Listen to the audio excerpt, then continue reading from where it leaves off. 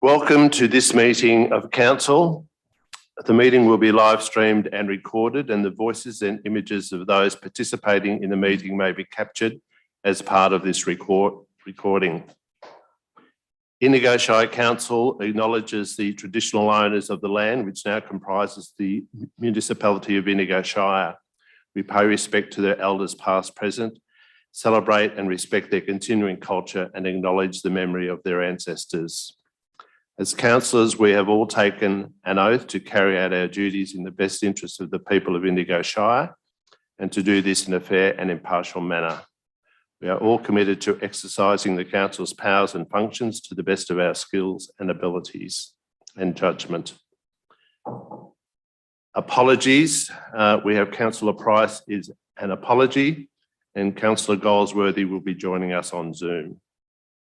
Do we have any declarations of conflict of interest? No. Each submitter will be allocated 5 minutes to speak. I will tap at the end of the 5 minutes and give you time to finish your conversation or to sum up in a short manner. Councillors may ask clarifying questions, but no debate will be entered into. All present are required to adhere to Governance Rule 51 regarding improper and disorderly conduct. The first speaker is Alan Pleitner from the Waganya Progress Association.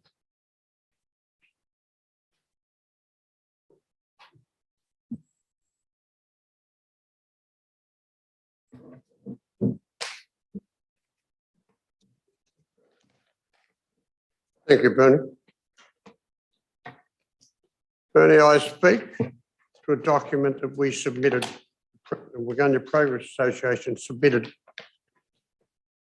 in February this year. The point of doing that was that we believe that we know best about our town and about our people and about their needs and their desires. And that's why we thought we'd put it in so that it would become part of the consideration in the development of any future budget. It seems as though not necessarily how accurate our assumption was. The first matter that we raised there was the completion of the drainage plan for the town. Now, we had raised the issue of flooding within our town, to the best of my knowledge, from 2006, when I first raised some issues, particularly in Ford Street and in Victoria Street, with the then assets manager of the town of the Shire. We still have a problem in Ford Street. In 2013, then Director of Infrastructure Services, Alan Clark, very kindly came and listened to what we had to say about the problems with flooding. He went to develop a drainage management plan because there was none in existence at that time. As part of that, a number of matters were addressed, particularly at the roundabout in town and to some other degrees down at the bottom end of Denison Street, where just poor workmanship left us flooding every time there's some rain. The problem at 55 Ford Street has never been addressed. And again, it was flooded twice prior to Christmas and straight after Christmas when everybody got whacked. But that poor woman has had a problem since 2006. She's a widow lady who's also now suffering a bit more problems with her age. But she can't keep on going for another 16 or 15 years, surely, waiting for council to do something which is proper. You see, when this was raised after the problem of the 26th of January, she received a response from the council.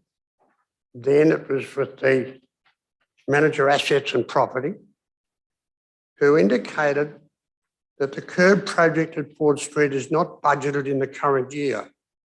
So this is April, It's already been decided in the budget process that she's not going to get her flooding problems fixed. 7 or 8 times she's had this flooding problem and it's still not being fixed. We do have a tentative program for future works over the coming 5-year program. And under this plan, it is estimated to construct curb and channel at Ford Street in the 25-26 financial year. Now, if you do that, that's the 20th anniversary of when we first brought it to council's notice. This poor woman is almost out of her mind because she doesn't know when there's any forecast for storms, whether she can even leave her home, which otherwise will get flooded, or whether she's out, whether she comes home quickly because it's going to get flooded. Now, surely we can do something about it after 16 years of trying. The other matter in the completion of the drainage plan is Victoria Street is a real danger for traffic. My previous years of experience in another life tells me my judgment is pretty good. In a storm last year, I went out during the storm to travel on that piece of roadway, and I was confronted by 3 cars coming from the town itself towards Rutherglen. You could not see the water on the road, but to get hit 3 times with the wave of water was just quite dangerous. Now, I was fortunate, I knew it was there and I knew what to expect probably. But that's not what's going to happen to some young, inexperienced driver. And yet we still haven't got that. We had the money put aside this year, but we never got on with doing it. That's for the scoping. Now, surely it's not too blooming hard to get on with just having a look, having a dig and saying it's going to cost this much for that much distance. The thoughts are already there.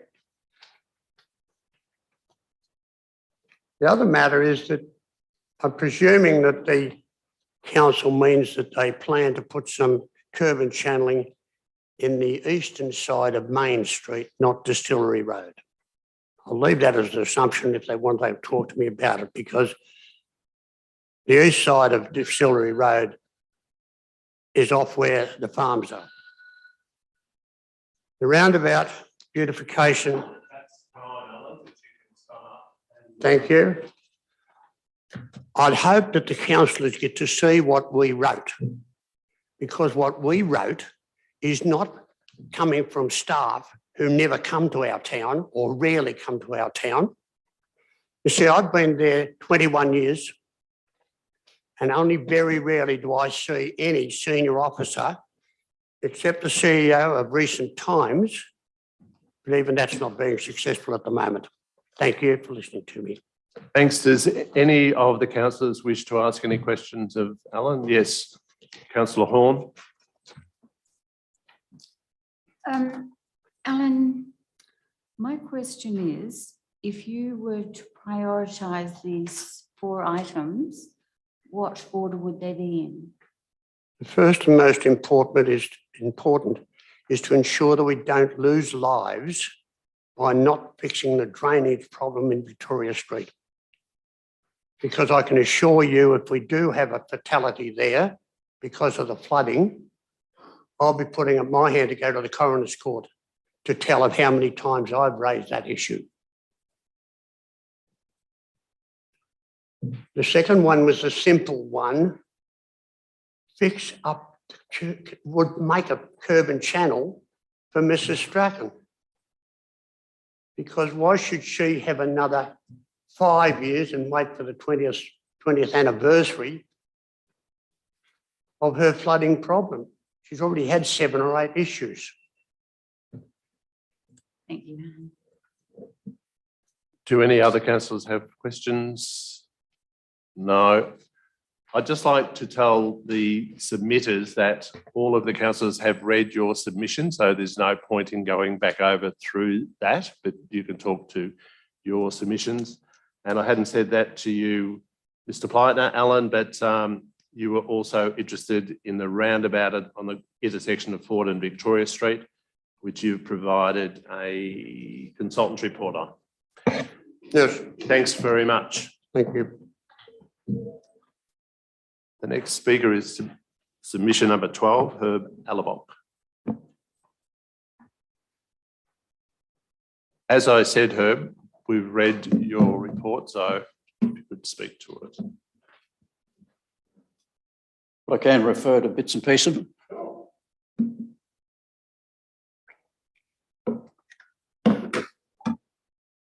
Thank you for letting me speak to my budget response. I applaud community consultation for the development of the budget, and I hope that continues. But since there are only 5 speakers, I consider a 5-minute limit to speak to what is arguably the most important council document to be an attempt to restrict the community's say. Of the 311 responses to the community survey, the responses received from Beechwood and Yakananda are proportional to their populations within the Shire. But the responses received from Rutherglen and Chiltern are disproportionately higher, which goes some way to explaining the main opinions expressed, which are,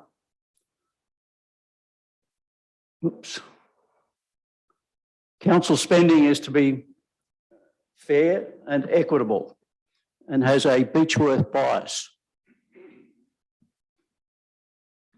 Council should reduce spending on cycling infrastructure. Council should focus its spending on maintaining and improving roads, drains, footpaths and community buildings. And council should prioritise spending on drainage, curb and gutters. But the overriding sentiment expressed was that council fails to listen to the community, which probably explains why you've received only 18 written submissions to the draft budget. Councillors, there's no point to community consultation if you're not prepared to act on the feedback. In my submission, I've shown that there was a patent Beechworth bias in council spending by the previous 2 councils. But most of you would know that because 6 of you were on at least one or both of those councils. By endorsing this draft budget, does this mean you continue to in the same vein? In my opinion, a true measure of fairness requires council spending to be correlated to rates and charges revenue. But that is something that this council has so far not been prepared to do.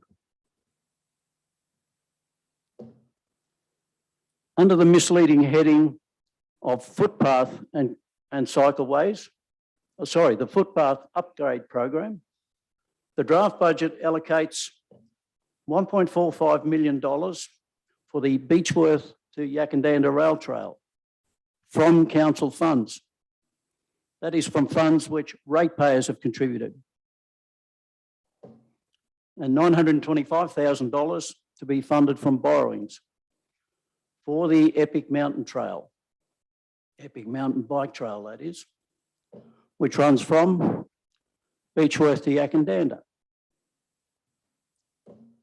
The total proposed allocation of council funds for those 2 bike trails is $2.376 million, which is more than 90% of the total allocation for footpaths and cycleways. If the proposed expenditure for those 2 bike trails were to be reduced, as much as an additional $1.451 million could be allocated to improving roads, footpaths, drains and gutters.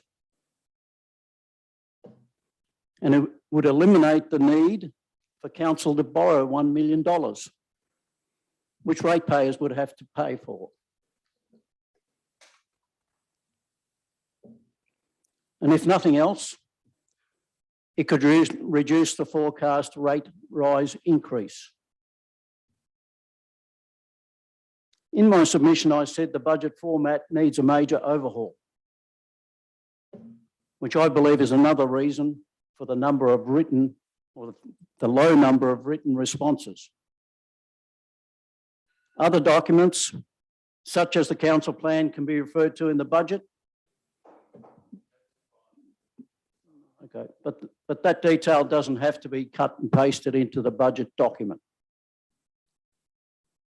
Another concern is the lack of continuity in the council budgets, for which I have suggested an appropriate format. In conclusion, while the longer term objectives for the Shire are established in the council plan, the annual budgets must respond to current circumstances and, where necessary, override those longer term objectives. But primarily, the budget must reflect the expectations of the community, which this draft budget does not do. Do we have any questions for the developer? Right, Councillor Horn.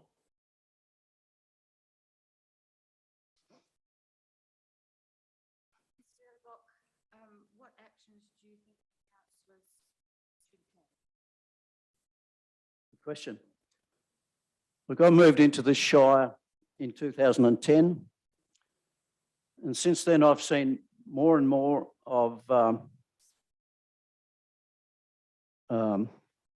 more and more authority placed in the CEO and the staff of this council.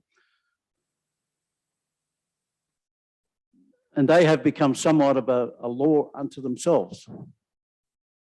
I think what councillors need to do is to regain the trust and the confidence of this community. And they need to respect what the ratepayers are seeking and convince them again that they actually represent them and they are prepared to make sure that their expectations are met. I thank you. Do we have any other questions for her? I've just got a question for you. When you were talking about the Beechwood to Yakananda rail trail, you said there's 1.45 million being put into this budget. I don't think that's correct. It's carried over from other years when it's been placed in the budget, but there's no new money placed in this budget, in this current budget. I understood that some $2.7 odd million was being spent out of council funds. Now that's council funds is council funds. It's you've either spent the grants, and now you're spending council funds. Yes. So which is it? I'm not debating you, but what I'm saying is there is no money allocated in this current budget money for the Beechwood to Yakananda rail trail. It's carried forward money from other years. Understand, but you're proposing to spend $2.7 million or thereabouts. Well, I've asked you the question and I'm not sure whether you understand the question, but I do. But thanks for your attendance. Thank you.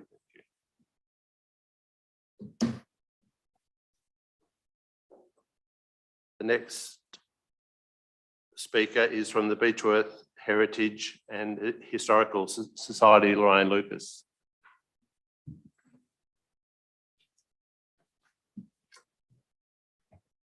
Thank you for allowing me to be able to present some discussion around the document that you have tabled in front of you. And as you're aware, I represent the Beechwood History and Heritage Society, and I'm here to speak to this submission in relation to a permanent position of a Heritage and Cultural Officer to be employed within the Indigo Shire staff team. So our organisation represents a broad range of residents of the Indigo Shire, many of them who operate businesses which depend on economic benefits derived from tourists who visit not only for the lifestyle and recreational pursuits, but for the history and heritage of our unique shire. We wish to see that the importance of history and heritage is embedded in the working culture of the Indigo Shire Council, so that our unique history and heritage is maintained and at the forefront of planning, particularly where it relates to tourism. You will see that with the rationale for this position, we've also included some examples of how other local government areas have embraced this concept. The first one is Mount Alexander Shire, which is similar in size to the Indigo Shire, but it has only 2 historic towns within its boundary. They have created a position of a heritage and urban design officer, full-time, who meets with the local community on a regular basis to talk about their issues relating to their history and their heritage. The second is the city of Ballarat, where they've created a heritage and cultural landscape / team advisor strategic projects, which is an outcome of their Our People, Culture and Place, a plan to sustain Ballarat's heritage from 2017 to 2030. This highlights the need to review Ballarat's planning scheme and to undertake heritage gap studies to identify significant heritage places that are unprotected or vulnerable. Our group is particularly passionate about what we see going on around us and would like very much to have some assurance that the Indigo Shire Council will look positively at our request. Thank you. The employment of people or the appointment of people to Indigo Shire is the domain of the CEO. So I don't know whether the CEO has any questions, but it's out of council's hands, the employment of staff. That's right, Councillor Shepherd. I just have a question. So there's a need you're saying is missing, something's missing that will be assisted with a heritage and cultural officer. I was just wondering what your issues are at the moment. Well, what we see happening is there are various things happening around the Shire, and particularly if I'm relating to Beechwood, where projects have been embarked upon. And one, for instance, it was acknowledged that the heritage advisor wasn't even consulted in that process. So what we believe is that there isn't necessarily a culture of how important the history and heritage to the Indigo Shire really is when it comes to our future economic development. And a local historian who's now no longer with us actually believed that Indigo Shire's future, to some degree, is in its past. We see a lot of recreational pursuits occurring, which is absolutely fantastic. The Indigo Shire is unique. However, one shouldn't be put in place at the expense of another, and we believe that it can all be done together. And, you know, we've got the walking track between Lake Samble and Lake Kerford, an historic walking track. It is now going to be consumed as part of the epic mountain bike trail, when there actually is an alternative route that could be used to go from Lake Samble to Lake Kerford. Mountain biking is a fantastic asset for this shire, but certainly the walking track is also important. You can't have furious mountain bike riding along with people walking on that track and that trail. So these are some of the things that there does not seem to be any discussion prior to these things happening. There's something set in place and that's how it goes. There's no body within this Indigo Shire that actually can speak to how maybe there might be another process where we can have everything, but not one at the expense of the other. Do we have any other questions for Lorraine? No? Thanks very much, Lorraine. The next speaker is from submission 15, Robin McLeish. You can take it, Robin, that your submission has been read by the councillors. I will be focusing on some of the items in my submission anyway. So Thank you. thank you for the opportunity to speak to my submission, and I shall start with the Capital Works program, which has changed significantly. Each of you councillors may have been made aware in briefing sessions as to the benefits of the changes, which without explanation I feel are both unnecessary and confusing. There is still no project numbering despite repeated requests. Unfortunately, the Capital Works program mixes the new programs to be approved with the previously approved carryover projects, and it is unclear as to where the carryover figures have been sourced. Are you councillors confident that you can clearly identify the new projects that you must approve? Do you accept the misalignment of project descriptions and financial figures? It would be helpful to revert to the established format until council can provide an explanation for the change, the benefits of the new format and the source of the figures. Capital project results. Capital has progressed or is progressing tourism projects that claim to achieve financial benefits. To date, there has been no measurable benefits reported for any of the projects. As examples, Beechwood rail shed approved budget, $327,000 benefits claimed, 19 ongoing jobs, 6.5 million community benefits after 3 years. The shed is unfinished with a completion cost estimate of $750,000, an overspend of $423,000 or 129%. It has no tenants and the council has been unsuccessful with expressions of interest. The Rutherglen Revitalisation Project, approved budget $1.8 million, benefits claimed 29 new jobs, 1.6 million per annum in local wages and salaries, 4.7 million per annum in value-added activities, and there is no information on the success of this project. We have the Beechwood Courthouse Project, approved budget $1 million, benefits claimed $3.3 million per year and 58,000 visitors per year, a benefit cost ratio of 5:1. The project is now delayed due to the termination of the prime contractor.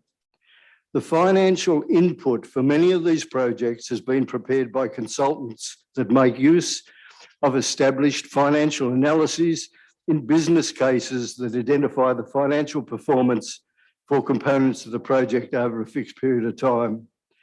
This information provides details of the benefits to be achieved by individual projects, and these are used to reassure ratepayers that they are sound financial investments.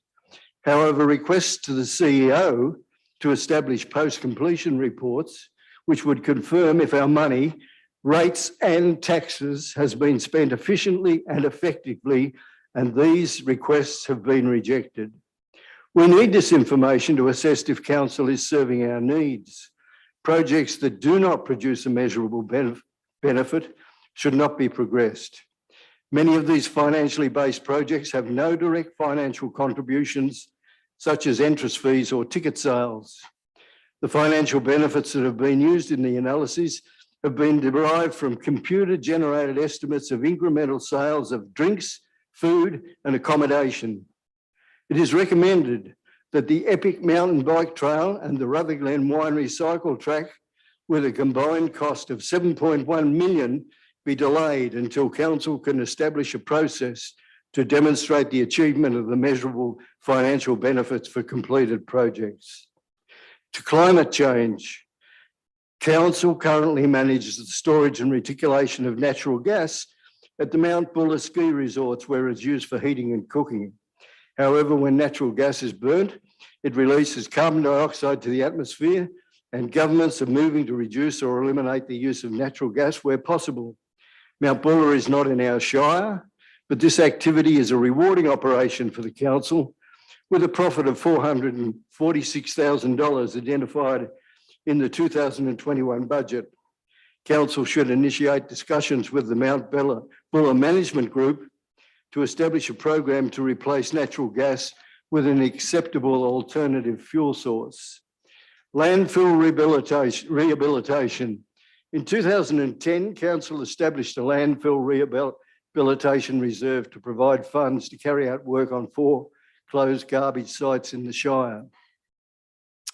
Councillors continue to impose a charge on ratepayers for this work under the titles of landfill rehabilitation, waste waste management facility levy and currently the environment management contribution.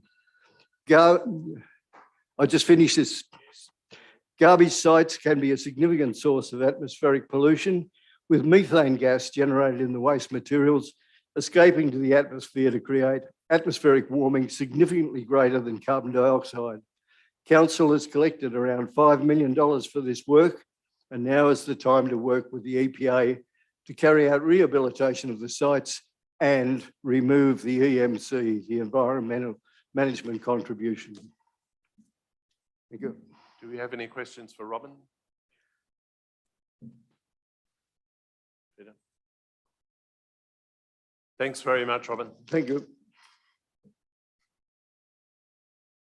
So our last and final speaker is Jeffrey Palmer. Can I just say that my last item was the removal of the trucks from Rutherglen's Main Street, which I think is very important. I do too. Thank you. Thanks, Jeffrey. My submission, sorry? We've read your submission, so you won't have to speak to it. My submission said difficult to read and even more difficult to understand and interpret. So I imagine you're asking, please explain. Let's go to page 29, because I want to deal in some macro matters rather than individual items. I think we're a professional council. We need to present a professional document to the community and to government and ultimately the minister. Let's look at page 29. And we say that in the first table there's a budget for 22-23. Look at the next table, and the same figure, which we're using, 16,698, okay, is titled project cost. So are we managing a budget? Are we passing a budget, or are we passing a project cost? The matter's important because we manage this budget that you're being asked to approve through the Capital Works Monitor. Is the Capital Works Monitor going to report on a budget, or is it going to report on project costs? And just on that matter, let me just say, in the past, the Capital Works Monitor uses adopted budget, revised budget, council approved budget. It even uses working budget. Can anyone tell me what a working budget is? No idea. Let's look at page 31. And I just ask a question. Councillors, how much are we spending on community facilities? Page 31 tells us 3,017,000 or something or other, I've forgotten. Page 31, community facilities. Okay, let's turn to page 37. Oh, we've got community facilities there too. So how much are we spending, councillors, on community facilities? You've got two headings. Professional document? No way. Okay, let's look at page 29. I see 16,698 as being the budget, as being your commitment of what you're going to deliver to ratepayers. We pay our rates, you're going to deliver this. Okay, so let's look at the summary of funding sources. If you look across there, the total council cash in column 5, if you number them, is the total of council cash plus the carry forwards. In other words, it adds together 6 and 7. I may be wrong, but I don't think so. However, the figures are wrong. Council cash at 1,332 and the carry forwards at 4,182 do not add up to 5,179. They add up to 5,514. The next line, it's right. That adds up. That adds up to 1,738. Let's go down to the next line. 3 million of council cash and 4 million of carried forwards. The total in the column? Not a big ask. Somehow or other, they're saying it adds up to 4141. Doesn't add up. Professional document? No way. Look, let's look at the totals on that page. We're still on 29. We've got a few pages to go, and I haven't got much time. I'm sure you're all ahead of me. Just tell me how we get to $11 million out of council cash and carry forward, when carry forward is 4 million, council cash is 3 million, and our total column is 4 million. I don't follow. Professional document? No way.